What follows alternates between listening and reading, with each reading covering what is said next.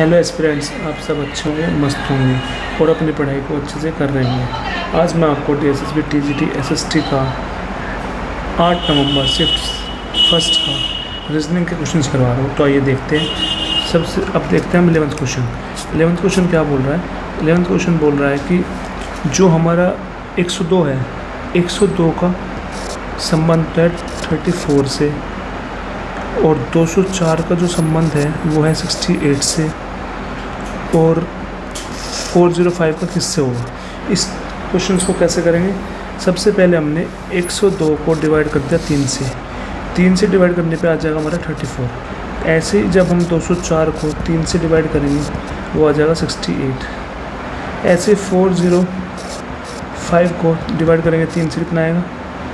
3 1 3 3 3 9 3 5 135। तो option first is correct answer. अब देखो 12th क्वेश्चन। 12th क्वेश्चन में बोल रहा है कि एक हमें कथन दे रखा है, एक निष्कर्ष दे रखा है। तो हमें बताना कथन क्या दे रखे? कुछ पर्वत तारे हैं, कोई भी तारा पौधा नहीं है, कुछ पौधे तट है। तो अब हम निष्कर्ष को लेकर चलते हैं। निष्कर्ष में क्या बोला हुआ है? निष्कर्ष में बोला है कि कुछ तट पौधे हैं। तट और पौधे, कौन से स्टेटमेंट में तट और पौधा है? कुछ तट पौधे हैं। तो थर्ड स्टेटमेंट देखो, थर्ड स्टेटमेंट बोल रहा कुछ पौधे तट है, मतलब पौधे 50 और तट 50। तो इसका मतलब है जब कुछ पौधे तट है तो हम कह सकते हैं कुछ तट पौधे भी हैं, क्योंकि 50-50 है। तो हम कुछ पौधे तट है तो कुछ तट भी तो पौधे होंगे ना। तो इसका मतलब है फर्स्ट निष्कर्ष बिल्कुल सही है। तो नेक्स्ट देखो, कुछ तट पर्वत है, कुछ तट पर्वत है। तो पर्वत है हमारे फर्स्ट स्टेटमेंट में और तट है हमारे थर्ड स्टेटमेंट में। तो इसका मतलब है पहली और तीसरी स्टेटमेंट में तो कोई कॉमन है नहीं, तो पहली और दूसरी को मिला के स्टेटमेंट बनाएंगे, फिर उससे तीसरी को मिला के बनाएंगे। तो पहली स्टेटमेंट पॉजिटिव है और सेकंड स्टेटमेंट नेगेटिव है। तो इसका मतलब है जो निष्कर्ष निकलेगा वो हमारा नेगेटिव निकलेगा, पर जो हमारा निष्कर्ष दे रखा है वो पॉजिटिव दे रखा है। तो इसका मतलब है सेकंड निष्कर्ष नहीं हो सकता, तो सेकंड गलत है। खाली एक पहला जो है जो अनुसरण कर रहा है, तो ऑप्शन 1 इज करेक्ट आंसर। केवल निष्कर्ष 1 अनुसरण करता है। ठीक, ऐसे 13th क्वेश्चन देखते हैं। 13th में बोल रखा है कि 5 का जो संबंध है वो 22 से है, 9 का 78 से, 11 का किससे होगा। तो इस क्वेश्चन को कैसे करेंगे? तो 5 का स्क्वायर करके -2 कर दिया, 5 5 25 3 22 आ गया। ऐसे 9 का स्क्वायर करके -3 कर दिया, तो 9 का स्क्वायर 81 -3 78। ऐसे 11 का स्क्वायर किया -3 किया, कितना आ जाएगा? 128। तो option third is correct answer. ठीक, ऐसे ही 14th क्वेश्चन देखते हैं। 14th क्या बोल रहा है? 14th बोल रहा है कि G + L, G + L मतलब G L की माता है, L की माता G है। G क्या है? माता किसकी? L की। ठीक, फिर बोल रहा है L - Z, L Z का भाई है, Z का भाई है L भाई है किसका? Z का। ठीक, फिर ये बोल रहा है Z P, Z P की पुत्री है। Z किसकी? P की पुत्री। P की पुत्री है Z, मतलब P की पुत्री है Z। ठीक, तो इसका मतलब है इसकी पुत्री है, ये J की भी पुत्री है, तो इसका मतलब है ये हस्बैंड वाइफ हुए। फिर इसने बोला P % Q, मतलब P Q का पिता है, Q का पिता P है, तो Q यहाँ पे होगा, इसका पिता P होगा। ठीक है, और Q + N मतलब Q N की माता है, N की माता Q है, तो Q ये माता है किसकी? N की। तो हमसे पूछ रहा है तो Q का G से क्या संबंध है? जो G है इसका Q से क्या संबंध है? ये इसकी पुत्री, तो option first is correct answer. ठीक है, ऐसे हम नेक्स्ट क्वेश्चन देखते हैं 15th। 15th में क्या बोल रहा है? 15th में बोल रहा है रोहित बिंदु A से चलना शुरू करता है और पूर्व दिशा में चलता है 6 किलोमीटर। पूर्व दिशा में चल दिया 6 किलोमीटर, फिर वह दायां मुड़ता है और 5 किलोमीटर चलता है। दायां मुड़ के 5 किलोमीटर चल दिया। ठीक, फिर वो दायां मुड़ता है और 3 किलोमीटर चलता है। दायां मुड़ता है, 3 किलोमीटर चलता है। तो इसका मतलब है ये 3 है तो ये भी 3 है। ठीक है ना। फिर इसने कहा फिर दायां मुड़ता है और 3 किलोमीटर चलता है। दाएं मुड़ा, यहाँ पे चला 3 किलोमीटर, ये हो गया 3। तो इसका मतलब है ये 3, ये ऊपर की 2 होगी। तो फिर ये बोलता अंत में वह बाएं मुड़ता है और 3 किलोमीटर चलता है। तो बाएं मुड़ा और 3 किलोमीटर चला, यहाँ पहुँच गया, ये पॉइंट हो गया बी। ठीक, तो पूछ रहे बिंदु ए पर पुनः पहुँचने के लिए कितनी दूरी और किस दिशा में चलना होगा। तो बी से ए की तरफ पहुँचना है तो ऊपर की तरफ चलना पड़ेगा, कितना, 2 किलोमीटर, और वो उत्तर की तरफ। तो आंसर हो जाएगा 2 किलोमीटर उत्तर दिशा की ओर। तो option second is correct answer.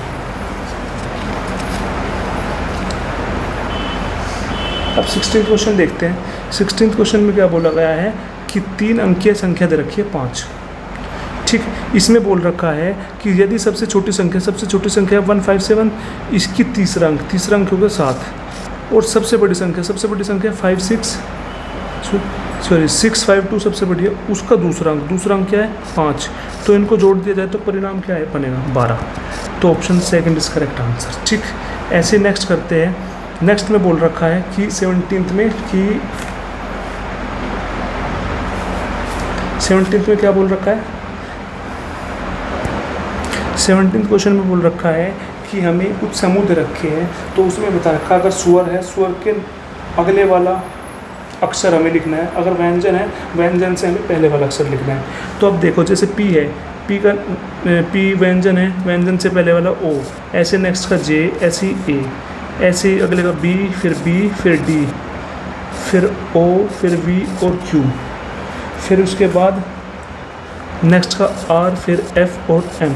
तो हमें ये बताना है कौन सा ऐसा है जिसमें स्वर नहीं है। पहले में स्वर है, दूसरे में स्वर नहीं है, तीसरे में स्वर है, चौथे में नहीं है। तो कितने, 2 हो गए ऐसे जिसमें स्वर नहीं है। तो option third is correct answer 2। ठीक, ऐसे 18th क्वेश्चन देखते हैं।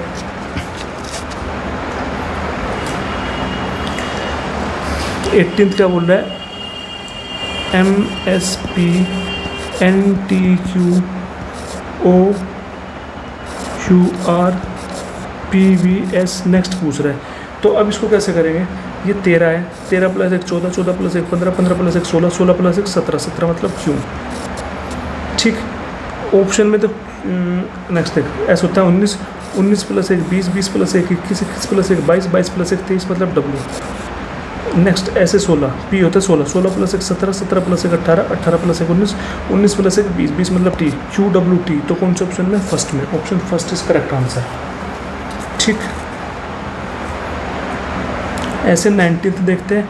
19th में हमें दे रखा है KTR IYQ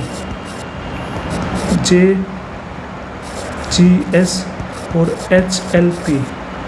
तो नेक्स्ट पूछ रहा है, अब देखो इसको कैसे करेंगे। देखो 19th क्वेश्चन देखो, दे रखा KTR IYQ, तो इसकी ऐसे ही दे रखा है JGS और HLP। तो इसमें देखो हमने नंबरिंग कर दी 11 20 18। तो इसमें क्या किया, 11 - 2 9, 20 + 5 25, 18 - 3 16। ऐसे ही नेक्स्ट करिए 10 - 2 8, 7 + 5 12 और 19 - 3 16। मतलब इसमें क्या देखा हमने, पहले -2 फिर +5 फिर -3। ऐसे लास्ट एक ऑप्शन है ऐसे जिसमें RUI और PZF है, इसमें अप्लाई कर रहे हैं। 18 - 2 16, 21 + 5 26 और 19 - 3 16।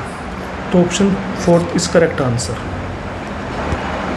20 क्वेश्चन देखो। 20 क्वेश्चन बोल रहा है 31 33 37 43 51 और नेक्स्ट कैसे करेंगे इसको। +2 किया, फिर +4 किया, फिर +6 किया, फिर 41 बनाने के लिए +9 +8 किया। पहले +2 होगा, फिर +4, फिर +6 फिर 8 फिर +10 होगा। तो 51 + 10 61। तो option second is correct answer. I hope अच्छे से आपको क्लियर हुआ होगा। जो भी चीज़ क्लियर नहीं है प्लीज़ कमेंट करके मुझे बताना, मैं उस चीज़ को आपको दोबारा समझाने की कोशिश करूँगा। Thank you so much.